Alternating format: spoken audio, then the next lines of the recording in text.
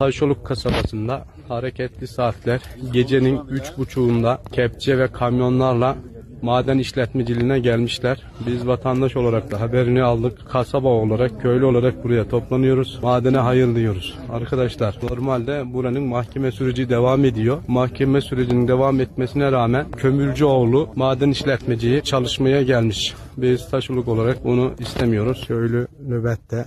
Buraya jandarma kuvvetleri geçiş vermiyor. Aşağıdan halkın girişini kapattılar. Gördüğümüz gibi çevik kuvvet, jandarma araçları, karşıdakiler şirketin araçları. Güzel doğamıza, güzel yaylamıza çıkışı kapattılar. Aşağıdan jandarma ekipleri geçiş vermiyor. Biz halihazırda Taşoluk halkı olarak hem fiilen hem hukuken mücadelemizi devam ettirip Taşoluk'a sahip çıkacağız. Ya Taşoluk ya